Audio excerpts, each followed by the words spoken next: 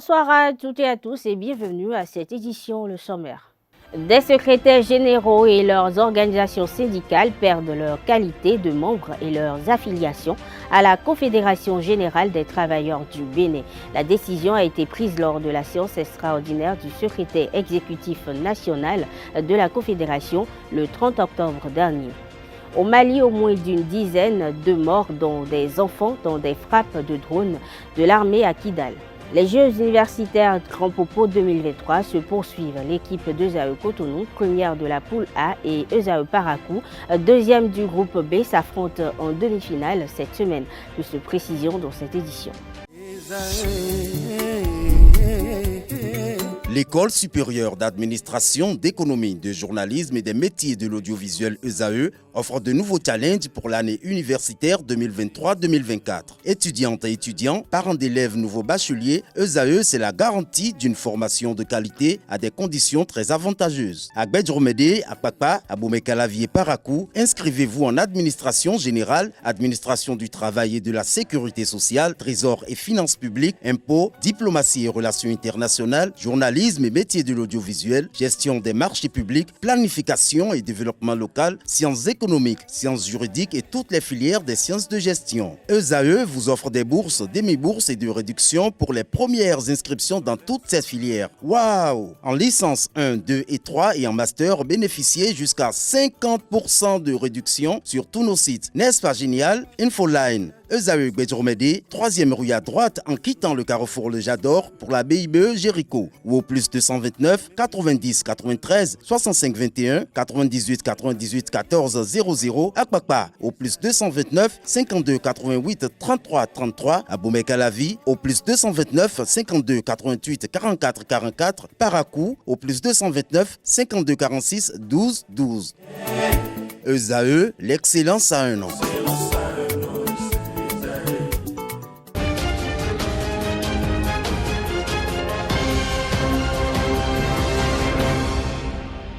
La Confédération générale des travailleurs du Bénin CGTB a exclu 18 secrétaires généraux et leurs organisations syndicales affiliées. Il leur est reproché d'avoir porté atteinte à l'image et à la ligne politique de la Confédération. La décision a été prise lors de la séance extraordinaire du secrétaire exécutif national de la Confédération le 30 octobre dernier. Les intéressés et leurs organisations perdent ainsi leur poste dans toutes les instances de la CGTB ainsi que dans les programmes et projets mis en œuvre par la Confédération et ses partenaires. Dans la décision signée par le secrétaire général de la Confédération, Moudassirou Bachabi, il leur est désormais interdit d'agir pour le compte et au nom de la CGTB. Le chef de l'État béninois, Patrice Talon, s'est rendu au musée de la Fondation Zissou à Ouida. C'est dans le cadre du Lagos Photo Festival organisé pour la première fois au Bénin. À l'occasion, le président y a rencontré le fondateur du Lagos Photo, le Nigérian Azou Nwagbougou, ainsi que des artistes présents. Le chef de l'État, Patrice Talon, a aussi bénéficié d'une visite guidée au musée. Il s'est montré très enthousiaste de l'initiative d'avoir ouvert Lagos Photo au Bénin, de la qualité des œuvres qu'il a découvertes et du professionnalisme de l'équipe de la Fondation, selon Marie-Cécile Zissou. Reçu sur l'émission L'invité de ESAE TV le dimanche 5 novembre dernier, le professeur titulaire de sociologie, anthropologie religieuse de Vaudou Sakwata est revenu sur ce qu'est le vaudou dans tous ses états. Il a aussi apporté quelques clarifications sur le FA. Il est au micro d'Abdelkader Achirou. Définir se suffit à lui-même. Le vaudou est Dieu.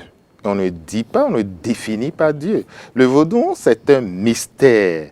Le vaudou, c'est une entité, c'est une énergie, c'est la cause causante, c'est la cause première. Le vaudou, c'est l'entité qu'on adore, l'entité adorable.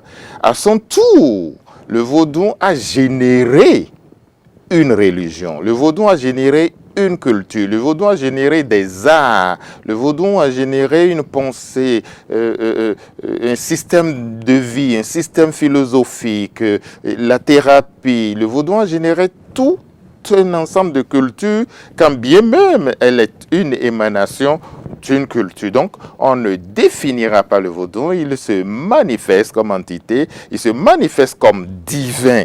Le vaudou, c'est donc cette entité invisible que nous adorons, transcendante, et de qui dépend la vie de tous ces fidèles, qui accompagnent tous ces fidèles, puisque il, comme déité, comme divin, il relie l'individu, il relie le fidèle au seul, à la seule transcendance qui est omnisciente, omnipotente, omniprésente. Et quand je dis ça, il ne faut pas le confondre avec les dieux que je peux nommer horizontaux, qui nous proviennent de différentes cultures, de différentes sociétés ou de différents peuples du monde. Ils sont tous des dieux, si vous voulez, horizontaux. Le vaudou, enfin, c'est la modalité que les négro-africains ont trouvée, modalité spirituelle qu'ils ont trouvée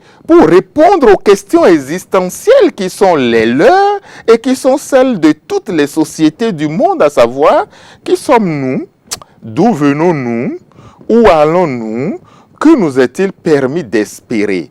Alors que d'autres ont inventé la Trinité adorable en Père, Fils et Saint-Esprit, que d'autres ont inventé le Dieu supérieur, suprême avec son prophète, les négro-africains ont mis en place cette modalité-là, cette déité-là, ce transcendant-là, pour leur permettre de répondre aux 4 questions existentielles qui ne peuvent avoir de réponse que spirituelle. Le vaudou est donc un foyer de spiritualité qui, à son tour, a généré une religion, celle du vaudou. Le lien qui est entre le Fa et le vaudou, le Fa déjà, je vais le présenter dans son essence, essentiellement comme le Verbe du suprême, du seul, de l'omniscient, de l'omnipotent et de l'omniprésent.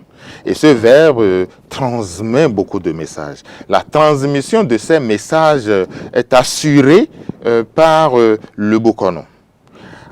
En ce sens-là, le Fa peut être vu comme un outil d'aide à la décision, il peut être vu comme un canal, il peut être vu comme un transmetteur, il peut être vu comme un intermédiaire.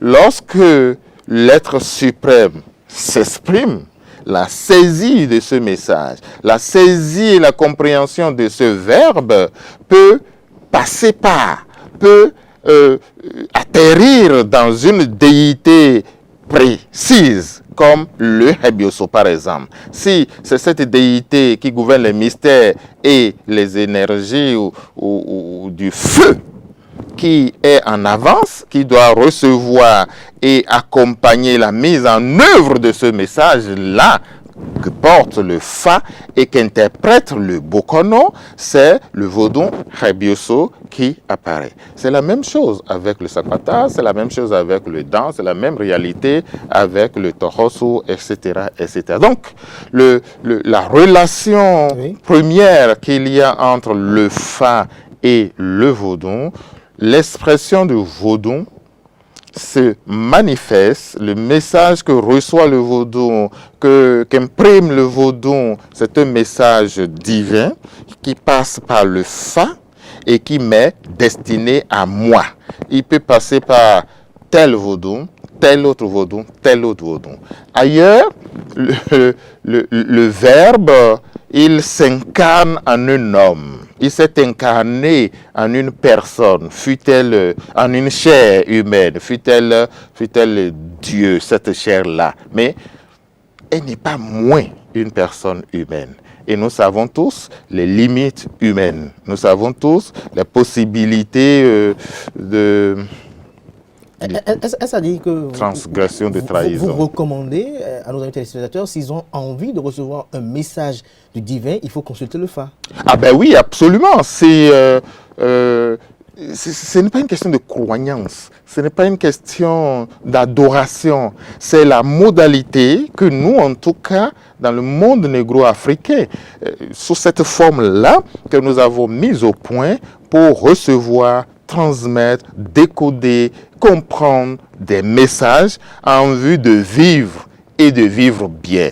Ailleurs, c'est des prophètes qui ont parlé, qui ont reçu le message. Ailleurs, c'est des hommes qui ont parlé. Ailleurs, c'est des hommes faits Dieu qui ont parlé. Ici, le message nous arrive dans toute sa pureté, dans toute sa précision, sans possibilité d'être déformé du fait du vaudou. Parce que le vaudou ne va pas parler. S'il y a des formations, ça va être certainement du fait du Bokono, parce que lui, il reçoit ce message, il interprète les signes, mais qui nous dit que les hommes transmettent toujours fidèlement le message reçu. Le gouvernement a adopté le mardi 31 octobre dernier au Conseil des ministres l'organisation chaque année au mois de janvier d'un événement dénommé Vodou Days à Ouida en marge de la célébration de la journée nationale des religions endogènes. L'objectif est de promouvoir le patrimoine culturel national et au rayonnement de la destination Bénin. Le professeur titulaire de sociologie et anthropologie religieuse du Vodou Sakbata, Dodi Amouzoui, salue cette initiative et parle des avantages de l'initiative au micro de Nosirine Fatoumbi, Abdelkader Achirou. J'ai parlé du vaudouisme, du tourisme religieux. Et à l'intérieur de cette problématique de tourisme religieux, donc toute religion confondue, prise en considération, je me suis dit, en fait, je savais qu'on ne pouvait en arriver que là. Parce que quand vous voyez les choix stratégiques, la vision qui est la nôtre, celle du gouvernement depuis 2016, quand vous voyez le changement de perception que le Béninois a eu grâce au premier mandat du pouvoir actuel, vous ne pouvez que vous attendre à ces aboutissements-là. Et c'est un aboutissement heureux. Il ne faut pas le comprendre comme une promotion du vaudou. Non, pas du tout. C'est une promotion du tourisme et l'exploitation, la prise en compte,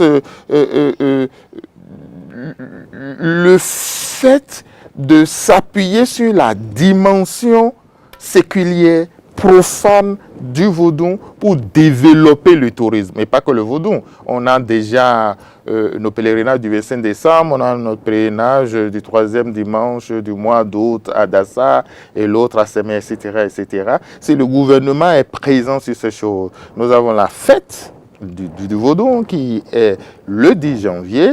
Et si à l'intérieur, le vaudou devient un événement marquant, ça devient donc un événement structurant. Et en tant qu'événement structurant, ça donne une nouvelle grande ouverture du Bénin sur le monde. Ça drainera davantage de touristes dans notre pays. Ça drainera davantage de presse. Tous les projecteurs du monde seront braqués sur cet événement structurant de la fête du vaudou, qui est un événement tout à fait profane. Mais un événement au cours duquel on peut obtenir de la grâce, on peut obtenir des bénédictions, etc., parce qu'il s'agit au départ du vaudou. D'accord? Parce qu'il ouvre le Bénin sur le monde, parce qu'il fait venir des milliers et des milliers de touristes. Il faut manger. Ils vont partir de chez nous avec des souvenirs, ils vont dormir dans des hôtels. C'est autant de réinvestissement ou de bénéfices sur investissement que le gouvernement gagne pour le développement de notre pays. Donc quand j'entends ça, je vois d'abord le développement du pays. Je vois des événements de taille mondiale, de taille exceptionnelle, qui mettent davantage le Bénin sur orbite.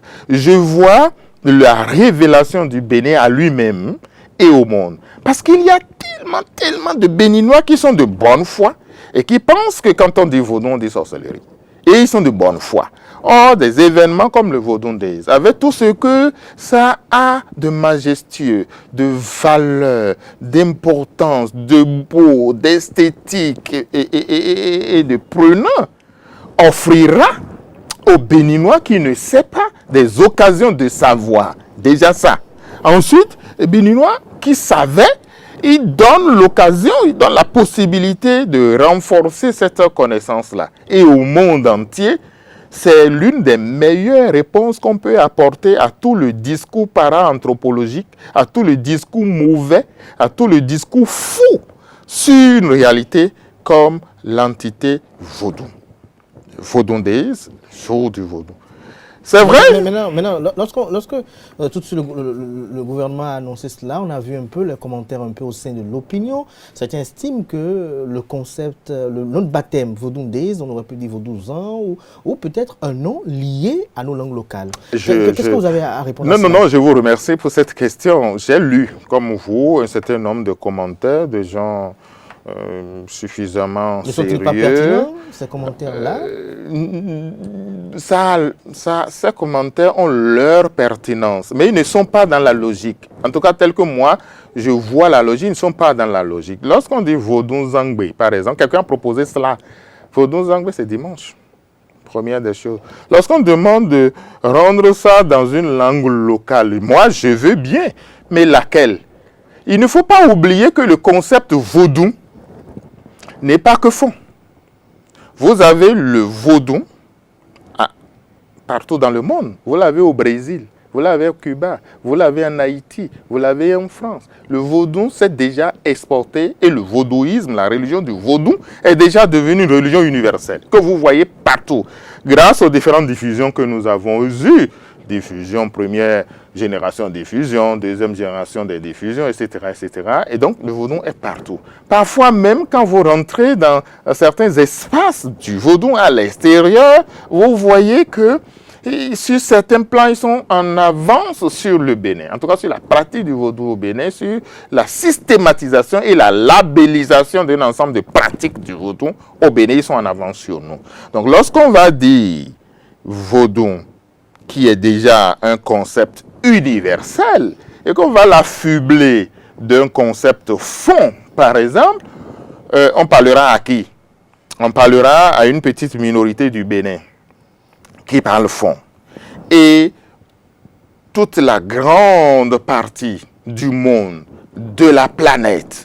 Le transport simultané de marchandises et de passagers au bord d'un même véhicule est interdit au Bénin. En prélude à l'application de cette mesure, l'Agence nationale des transports terrestres, ANAT, a sensibilisé les acteurs routiers lors d'une rencontre tenue à Cotonou le 16 octobre dernier. Quelques citoyens béninois commentent cette initiative du gouvernement au micro de Francis Fahami, Nanséine Fatombi. Les véhicules qui doivent charger des marchandises n'ont pas le droit de charger des passagers en même temps. C'est un grand risque. Je pense que en fait, ça pourrait réduire en fait, vraiment les accidents, etc., diminuer le taux d'accidents dans le pays.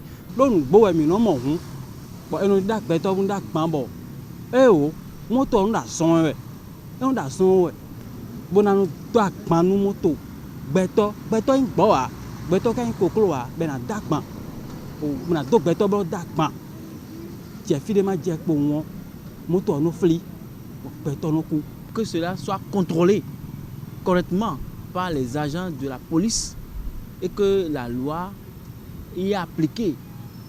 Sinon, ce qui se fait, les gens, on mélange tout, les marchandises, on mélange les passagers, et là où les passagers vont rester là, les marchandises viennent prendre la place, c'est vraiment une mauvaise chose et que je loue toute la du gouvernement par rapport à cette décision-là. Si la personne charge des marchandises dans un véhicule qui a l'habitude de prendre des marchandises, donc automatiquement, il doit prendre un autre taxi pour aller le rencontrer au lieu où il décharge. C'est pas ça seul, il y a encore beaucoup de choses à faire. Parce que ce qui se passe en circulation, quand vous venez, vous voyez, on ne dirait pas que on est dans une ville, dans une capitale économique, hein, parce qu'il y a tout un mélange de choses. Il faut commencer par discerner les choses, clarifier les choses, distinguer les choses. Il y a bien checké par boulot, il y a donné fofo mais ton bono lait, ben na tono, et il y a sauce qui dit bon, on a dit bon baba bo dono vimiton et no moto il totalité wa ya foli be le dia nous qui to enai et donc je vois une sensibilisation qui na yo il faut me tout faire les bon na ton do de nos experts zéi au gossin au niveau de point A zéi point B mon kunja dès na ko monto alitassin tu fais que garder bon monto point ouais et tout alitassin. Hors du Bénin, l'armée malienne a procédé à des frappes de drones ce mardi à Kidal. Au moins une dizaine de morts, dont 2 à 4 enfants selon des sources et une vingtaine de blessés. Selon les mêmes sources, les enfants tués à l'extérieur du camp s'en étaient approchés pour jouer pendant leur récréation et pour trouver des objets à emporter. Plusieurs personnalités civiles ont également été tuées dans ces frappes, dont un chef communautaire, un membre de l'autorité intérimaire de Kidal, un chef d'entreprise. Selon le CSP, aucun de ces combattants ne figure parmi les victimes. Il faut noter que dans leur récent communiqué, l'armée malienne comme les rebelles du CSP, ont appelé les populations à s'éloigner des zones de combat. À Kidal, les lieux les plus à risque sont l'aéroport et les camps militaires.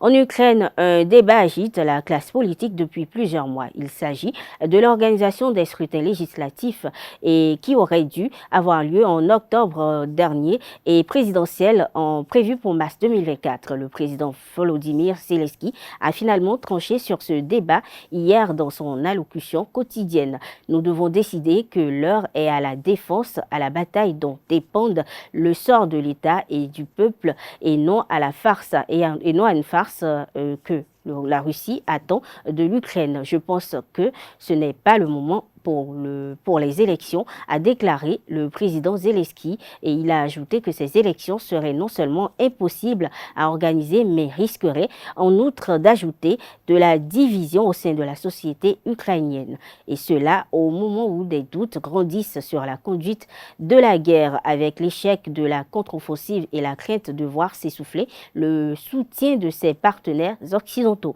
L'annonce de Zelensky, il faut le préciser, intervient alors que la Russie continue de mener quotidiennement des frappes lourdes sur la quasi-totalité du territoire ukrainien. Les combats se poursuivent ce 7 novembre dans la bande de Gaza, désormais coupée en deux. Les bombardements touchent durement les civils, y compris dans le sud du territoire. Le premier ministre israélien Benjamin Netanyahou a déclaré que son pays aurait la responsabilité globale de la sécurité de la bande de Gaza pour une durée indéterminée, une fois que la guerre avec le Hamas aura pris fin. Et ce mardi même, le ministère de la Santé du Hamas palestinien a annoncé que le bilan des bombardements israéliens dans la bande de Gaza avait atteint les 10 328 morts depuis le début de la guerre le 7 octobre dernier, dont 4 237 enfants. Sport dans cette édition, ESAE Cotonou et ESAE Parakou s'affrontent en demi-finale dans le cadre des Jeux universitaires 2023. Après sa victoire 3-1 face à la FLAC UAC, ESAE Parakou termine deuxième du groupe B. ESAE Cotonou réalise un parcours sans faute en battant 2-1 Iuma Boycon lors du troisième et dernier match de groupe de la 10e édition des Jeux universitaires du Bénin. Grand Popo 2023 avec 9 points. L'équipe amenée par le coach Saïd Gagnou termine sa première de la poule A. Retour sur les moments forts de la rencontre.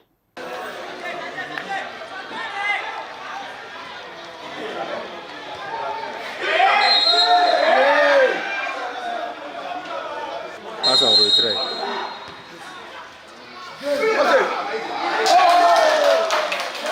Ouverture du score. ESAE Cotonou.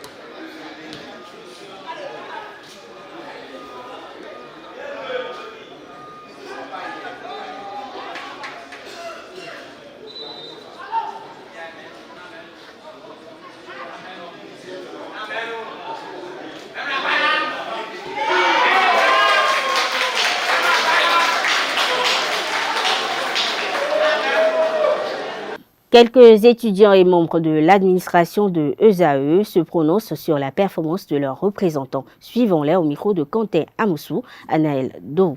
Déjà de savoir qu'ils allaient participer à la compétition, c'était déjà une fierté pour moi en tant qu'étudiant, même si je ne suis pas dans l'équipe, de pouvoir supporter, encourager de loin mes camarades.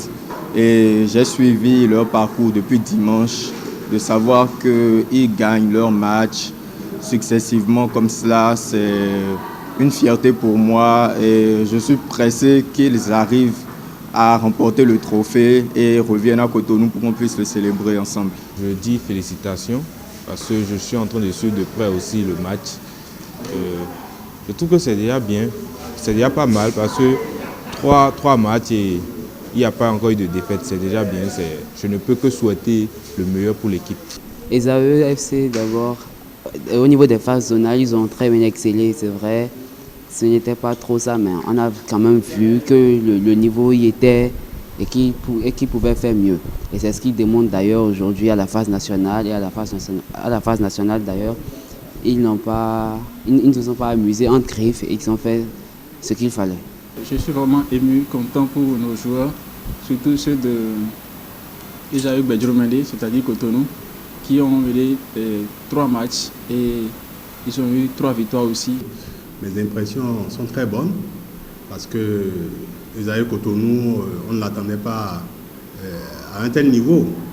Ça a été pratiquement un exploit et que nous souhaitons que ça puisse se poursuivre parce que Parakou également fait de son mieux pour sortir son épingle du jeu. Nous avons eu la chance d'avoir 2 équipes qui sont représentées pour la compétition. Nous souhaitons tout au moins qu'une de ces équipes puisse aller très loin et décrocher le trophée, pourquoi pas. J'aimerais les voir en finale. Ça, c'est mon souhait, les voir en finale et qu'ils remportent la finale. J'aimerais qu'ils continuent de dominer toutes les autres équipes parce que pour l'instant, ils sont sur un sans faute, qu'ils encaissent le moins de buts, que le maximum de joueurs se fassent remarquer et c'est comme ça qu'on va donner davantage un nom à notre école qui est déjà assez populaire pour son équipe de football et on pourrait accroître la renommée de ESAE FC. J'implore Dieu de les accompagner et que Dieu leur donne la force pour affronter toutes les équipes et pour nous ramener le trophée à la maison. Ainsi pour Parakou aussi. Parce que l'année dernière, Parakou est allé, comment on appelle, demi-finaliste si je ne me trompe pas. Donc cette année, il doit reprendre encore les mêmes choses. Pourquoi ne pas retrouver les 2 finalistes, ESAE Parakou et ESAE Cotonou. Et c'est toujours ESAE. Donc l'essentiel est qu'ils nous ramènent le trophée à la maison. Ça sera vraiment une fête parce que, vous savez, le sport et les études, ça fait bon ménage. Donc, à leur arrivée à Cotonou, nous allons leur réserver un accueil très, très chaleureux et digne de leur rang. Et souhaiter, pourquoi pas, que nos 2 équipes, Cotonou et Parakou, puissent nous faire ce grand plaisir-là. Mesdames, Messieurs, ainsi prend fait cette édition. Merci de l'avoir suivi. Bonne soirée à toutes et à tous.